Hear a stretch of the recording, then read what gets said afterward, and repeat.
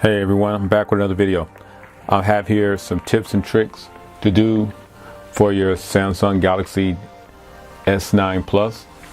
This also works on the regular variant of the S9. These are just some things and a few tips that I do to help get my phone ready to run the way I like it to run. First up, I go into settings. I like to go ahead straight to the display and get the display set up the way I like it. Go into screen mode first. You have 4 choices: active display, AMOLED Cinema, AMOLED Photo, basic. Now, let me turn this down just a slight bit, the color. Now within this, you can set it up. The adaptive display tends to lead the screen a little bit more towards the blue side. AMOLED Cinema can make the colors pop a little bit more. AMOLED Photo remove some of that blue that you may find in the screen. And basics is pretty much what it is.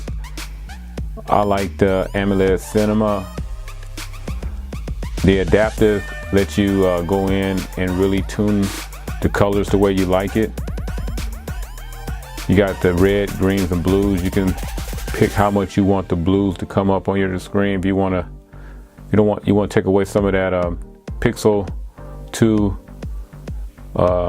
blue tint, you can pretty much come in here and set that the way you like. But you're going to do that under adaptive display. Also, while you're in here, you can set up a blue light filter for reading at night. Reduce a lot of eye strain when you're looking at your phone. Also, in screen resolution, another thing that I like to do is when you come in, your phone is set at 1080p. You can kick it up to 1440, 2K, hit apply to get the most out of your screen, but it will affect some of your battery life. But for those who want to get that full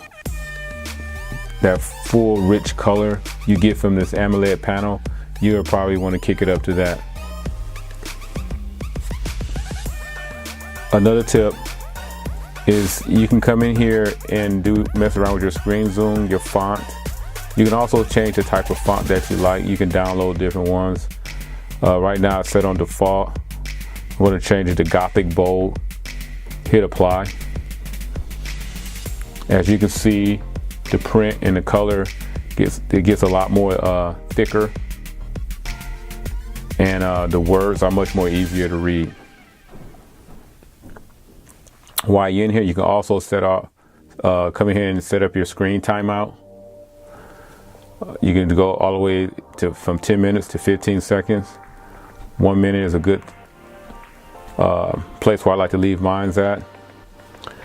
There's also, you can add a screensaver, but I wouldn't do that because you can get some burn-in in your screen over a period of time. You can come in also and set your navigation bar. You can change the button layout. If you pay attention to the bottom right here, watch as I change.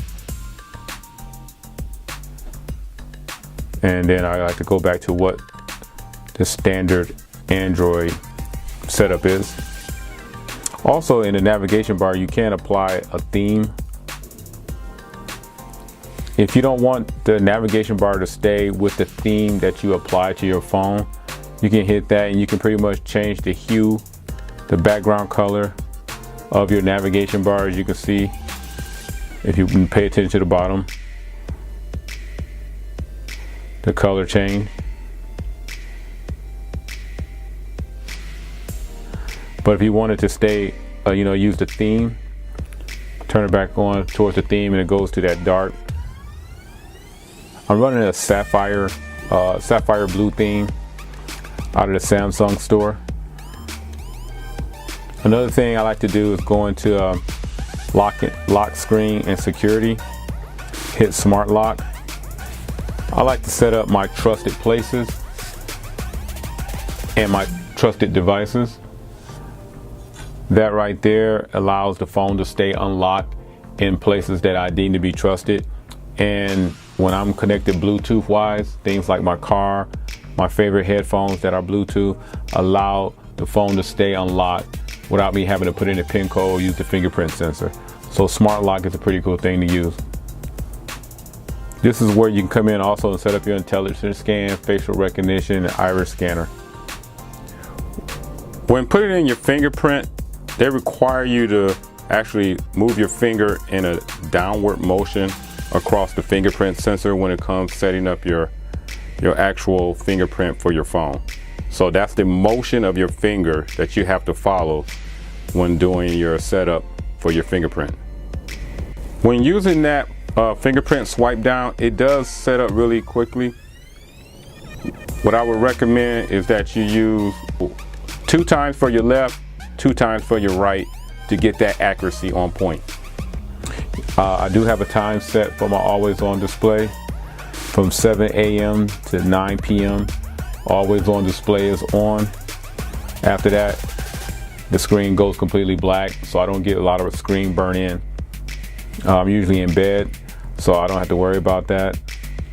Screen burn in when I'm using this always on this always on display, excuse me, with a time frame set up for it. In developers options,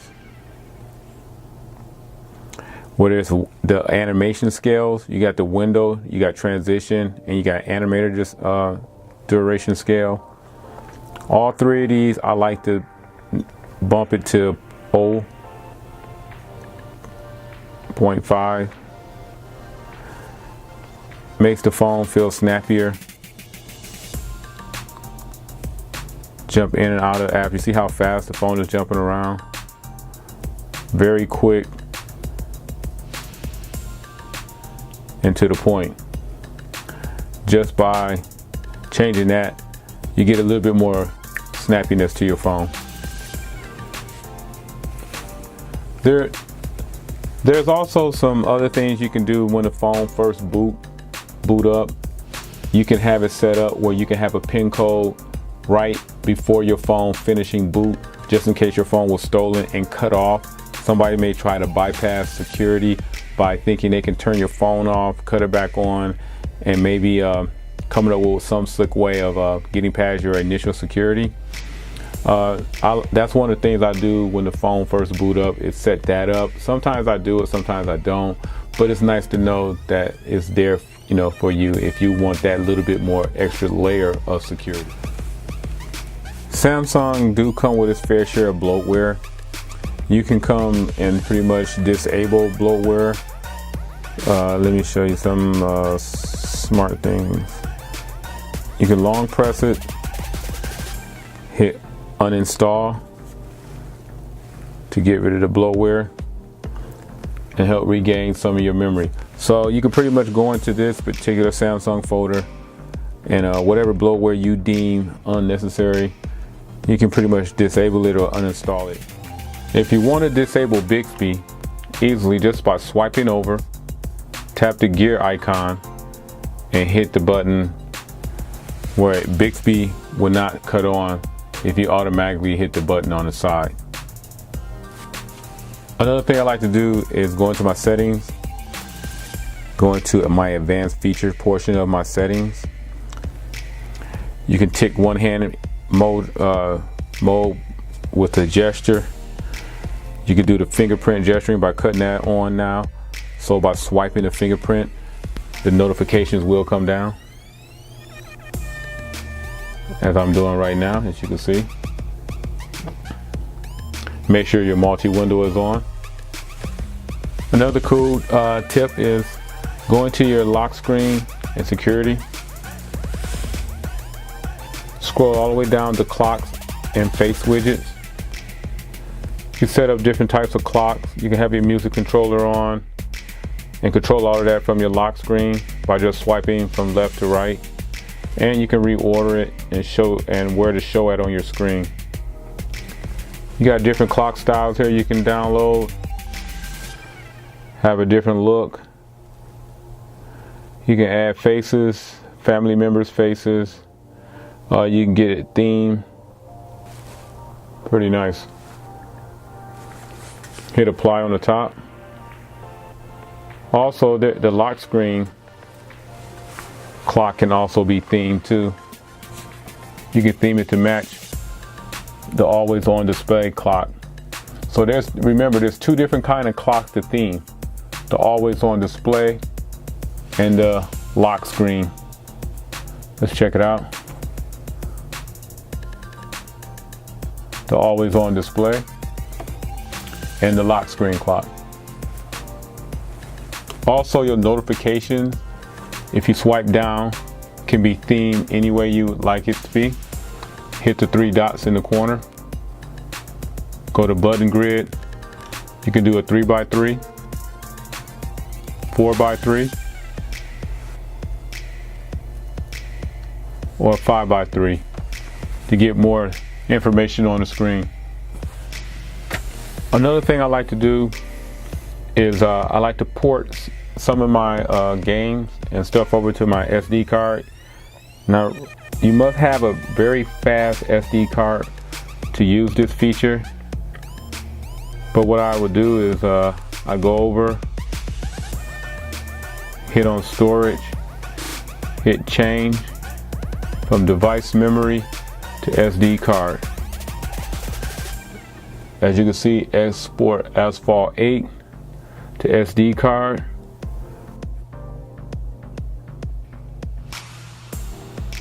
Once that's done, I go through my apps, find any other games, and I pretty much just port them over to the SD card. Now, mind you, if you change your SD card, everything will port back to the internal. You cannot port a game to your SD card, take this SD card out, and put it in another phone. It simply will not work. You're wasting your time. And there's really no way around that. It also works with some social media apps. Let me see if Facebook still does it. Hit storage, hit change, SD card, and move some of that information over to my SD card, giving me back some of my internal space. But you pretty much have to go through it and just pick and find what apps that will go over to the SD card. Instagram, let's try that. Now this one has 72.95 megabytes, so I will most definitely change that.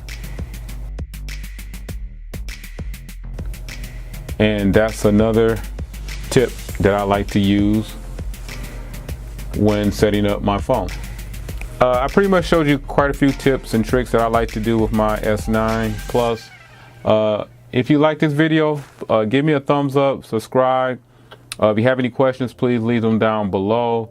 Other than that, guys, this is tips and tricks for the S9 Plus done the RP3 Tech way. And I'll catch you guys in the next video. I'm out.